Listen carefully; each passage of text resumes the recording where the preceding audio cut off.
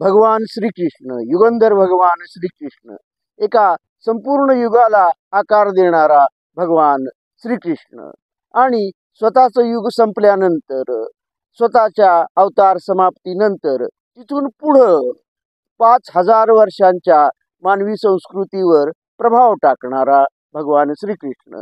आणखी इथून पुढं किती हजार वर्ष आणखी हा प्रभाव टिकून राहील याबद्दलही कुणी सांगू शकणार नाही, खात्रीशीरपणे सांगू शकणार नाही.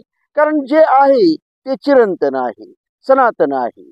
भगवंत जे सांगतात, जे काही त्यांनी शब्दामधून सांगितलेलं आहे आणि स्वतःच्या कृतीमधून दाखवून दिलेलं आहे, ते चिरंतन टिकण्यासारखं आणि सर्वांना, संपूर्ण मानवजातीला मार्गदर्शन करण्यासारखं आहे. त्यामुळं भगवंतांच्या या शब्दांना आणि त्यांच्या कृतींना चिरंतन टिकाऊपणा आहे. भगवान श्रीकृष्ण ज्यांच्याबद्दल आपण इथं बोलत आहोत ते भगवान श्रीकृष्ण म्हणजे गोकुळातील गोपींच्या खोड्या काढणारे भगवान श्रीकृष्ण नव्हे, किंवा राधाकृष्णांच्या प्रेमाबद्दलही आपण बोलत नाही, किंवा यमुना काठी, यमुनेच्या डोहामध्ये डुंबणाऱ्या, स्नान करणाऱ्या, गोपींची वस्त्र लपवून ठेवणाऱ्या, काठावर लपवून ठेवणाऱ्या भगवान श्रीकृष्णांच्या बद्दल आपण बोलत नाही, किंवा गोपींच्या समवेत त्यांनी केलेल्या रासक्रीडे संबंधीही आपणाला इथं काहीही बोलायचं नाही. हे सगळं थिल्लर करमणूक करून घेणाऱ्या पुराणिकांच्यासाठी आणि कीर्तनकारांच्यासाठी सोडून आपण काही गंभीर जीवन दर्शन घेण्याचा प्रयत्न करू, ते समजून घेण्याचा प्रयत्न करू. भगवान श्रीकृष्णांच्या ज्या गंभीर जीवन दर्शन बद्दल आपण बोलत आहोत ते त्यांनी शब्दामध्ये जे सांगितलेलं आहे त्याबद्दलही बोलत आहोत, आणि त्यांनी प्रत्यक्ष कृतीमधून जे दाखवून दिलेलं आहे, त्यांच्या आचरणामधून जे ते उदाहरणासह दाखवून देतात त्याबद्दल आपण बोलत आहोत. भगवान श्रीकृष्ण जेवढं शब्दामधून सांगतात कदाचित त्यापेक्षा अधिक ते आपल्या कृतीमधून, आपल्या आचरणामधून, आपल्या प्रत्यक्ष उदाहरणामधून, त्यांनी घालून दिलेल्या उदाहरणामध्ये मधून ते सांगून जातात. याची सुरुवात होते ती गोवर्धन पर्वत आपल्या करांगुलीवर उचलण्यापासून. भगवान श्रीकृष्णांनी आपल्या करांगुलीवर गोवर्धन पर्वत उचलला असं सांगितलं जातं. पण या भगवान श्रीकृष्णांच्या करांगुलीला बळ देण्यासाठी गोकुळातील हजारो हात, गोपिकांचे हजारो हात तिथं गोवर्धन पर्वत उचलण्यासाठी होते. आणि हे हजारो हात तिथं बळ देण्यासाठी आले याचं कारण म्हणजे भगवान श्रीकृष्णांनी एका लोकनेत्यानं, एका लोकनायकानं ज्याची सुरुवात होत होती, लोकनायकाची जी सुरुवात होत होती, त्यांनी गोकुळातील गोपिकांचा, गोकुळातील जनतेचा विश्वास संपादन केलेला होता. आणि हा विश्वास संपादन करणं लोकनेत्याला, लोकनायकाला आवश्यक असतं, आणि तो त्यांनी संपादन करून घेतलेला होता. आणि म्हणूनच गोवर्धन पर्वत आपल्या करांगुलीवर उचलून घेत असतानाच त्यांना त्यांच्या करांगुलीला बळ देण्यासाठी हजारो हात गोकुळातील जनतेचे होते. कारण भगवान श्रीकृष्णांच्यावर गोकुळातील लोकांचा विश्वास होता. आणि यानंतर हा लोकनेता, लोकनायक प्रत्यक्ष आपल्या मामाचा वध करतो, कंसाचा तो वध करतो. तो काही त्याचा सख्खा मामा नाही, पण तरी सुद्धा मामाच. आणि त्याचा भगवान श्रीकृष्णांनी वध केला. आता या ठिकाणी भगवान श्रीकृष्णांनी केवळ व्यक्तिगत कारणासाठी आपल्या जन्मदात्या मात्या पित्यांना, वसुदेव देवकीला त्यानं कैद करून ठेवलं, किंवा आपल्या आधी जन्मलेली आपली भावंड या कंसानं आपल्या मामानं मारून टाकली म्हणून व्यक्तिगत रागापोटी, क्रोधापोटी भगवान श्रीकृष्ण कंसाचा वध करत नाहीत. तर कंस दुष्टच होता. मथुरेतील जनतेचा, मथुरेतील प्रजेचा, आपल्या प्रजेवर गोकुळातील प्रजेवर आणि मथुरेतील प्रजेवर तो अन्याय अत्याचार करत होता आणि मनमानी पद्धतीनं राज्यकारभार करत होता. तो दुष्ट होता.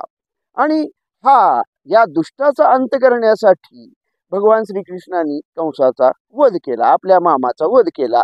या ठिकाणी वध करत असताना त्यांनी नात्याची भिंत या दुष्टाच्या अंताच्या वेळी नात्याच्या भिंतीला आड येऊ दिलं नाही. नात्याची त्यांनी कधीच अन्यायाचा अंत करत असताना त्यांनी नातेसंबंधांचा फारसा विचार कधीच केलेला नाही. आणि हीच गोष्ट शिशुपालाच्या बाबतीत. शिशुपाल हा भगवान श्रीकृष्णांचा आते भाऊ, पण तो जरासंधाचा अनुयायी होता आणि जरासंध हा कंसाचा सासरा.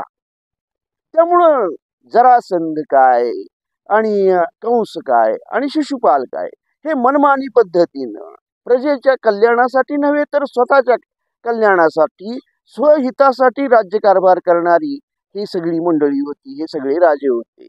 त्यामुळं त्यांचा अंत करत असताना त्यानं भगवान श्रीकृष्णांनी नातेसंबंधांचा विचार केला नाही. आणि शिशुपालाचा दुष्टावा आता खूपच वाढत राहणार हे लक्षात आल्यानंतर शिशुपालाचाही त्यांनी वध केला. राजसूय यज्ञामध्ये, प्रत्यक्ष यज्ञ मंडपामध्ये त्यांनी शिशुपालाचा वध केला. आणि जरासंधाचा त्यांनी भीमाकरवी मृत्यू घडवून आणला.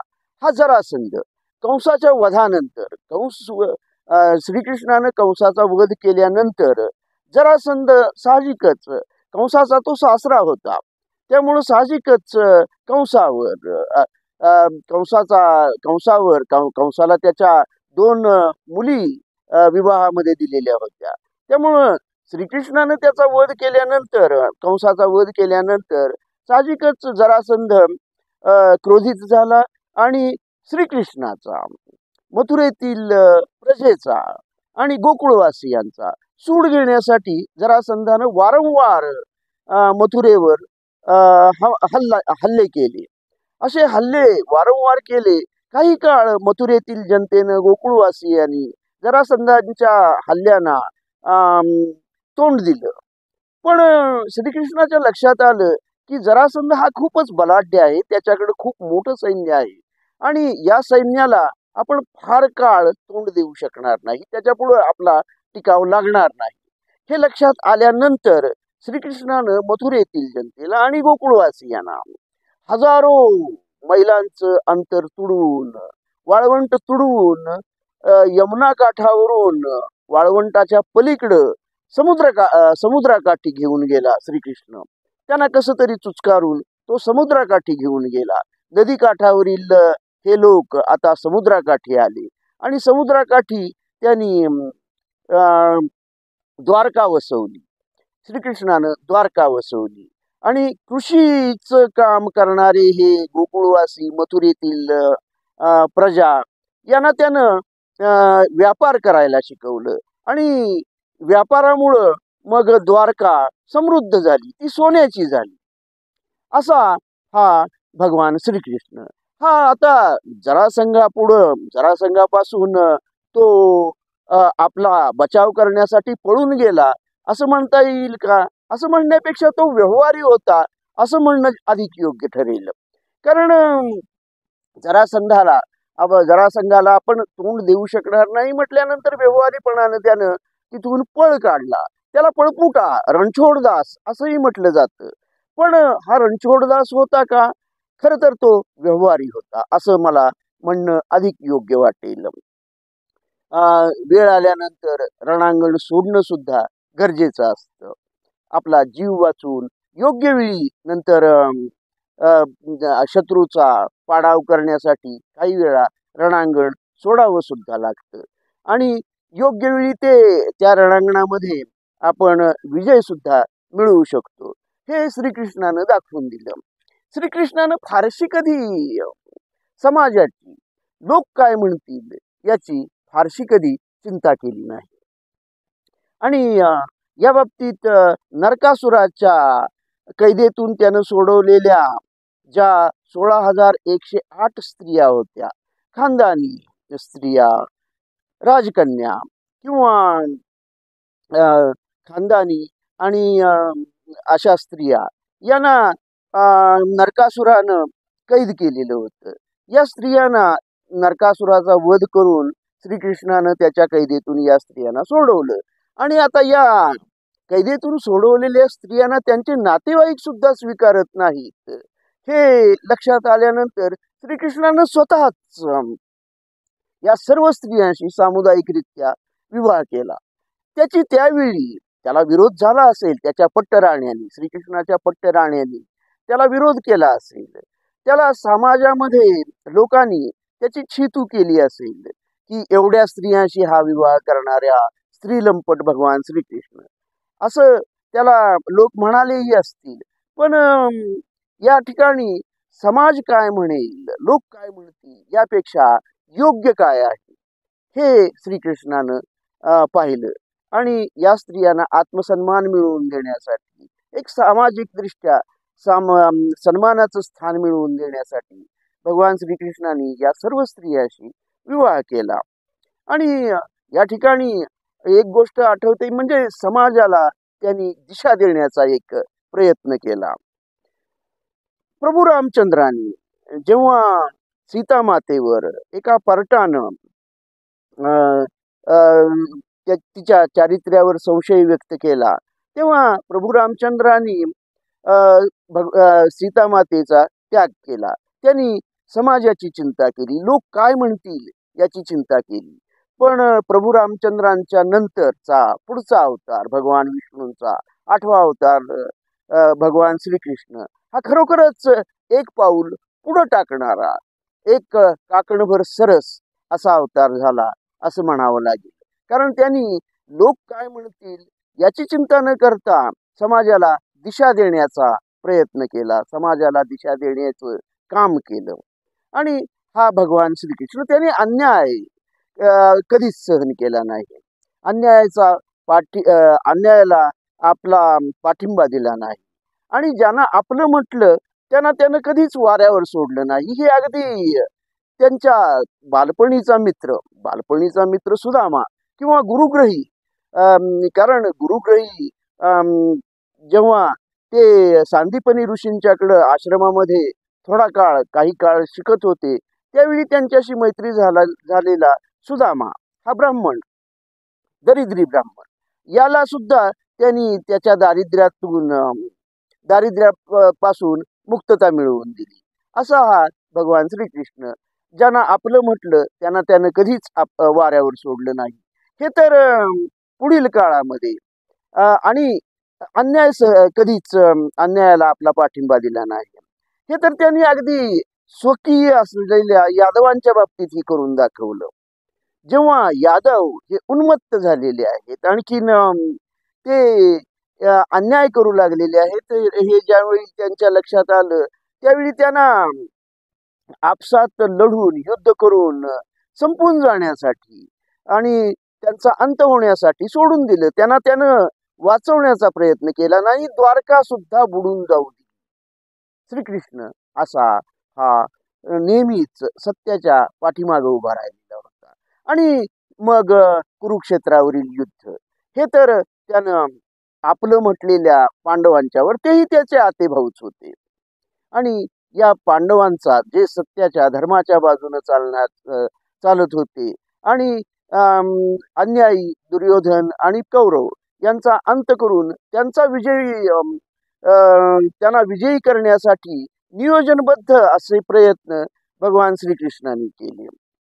कुरुक्षेत्रावर त्यांनी फक्त पांडवांना विजयी केलं एवढंच नाही, त्यांनी त्यांच्या विजयानंतर गांधारीचा शाप सुद्धा स्वीकारला.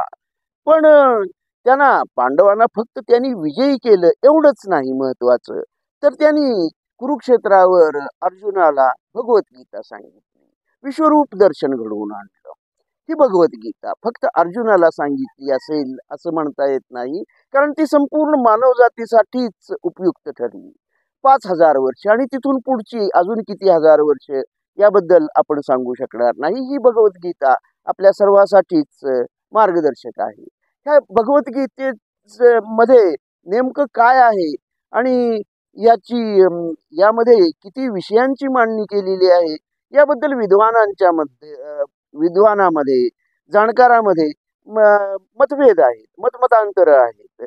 पण ती असणारच, कारण ही भगवद्गीता एक जिवंत सर्जनशील असा ग्रंथ आहे, असा तत्वज्ञानाचा ग्रंथ आहे. आणि एका जिवंत ग्रंथाला जसे अनेक अर्थ असतात तसे भगवद्गीतेलाही अनेक अर्थ आहेत. यामध्ये धर्म आहे, कर्म आहे, ज्ञान आहे, भक्ती आहे, योग आहे, असे अनेक अर्थ असणारी, अनेक विषयांचं प्रतिपादन करणारी भगवद्गीता. पण माझ्या दृष्टीने ही भगवद्गीता कर्मयोगाचं प्रतिपादन करणारी, अधिक करणारी आहे असं मला वाटतं.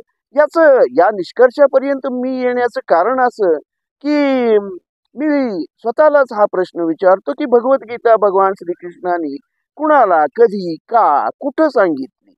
भगवद्गीतेचं प्रयोजन काय? ती सांगण्याचा उद्देश काय होता? आणि हे प्रश्नांची उत्तरं शोधत असताना माझ्या असं लक्षात येतं की भगवद्गीता कुरुक्षेत्रावर भगवान श्रीकृष्णाने अर्जुनाला सांगितली.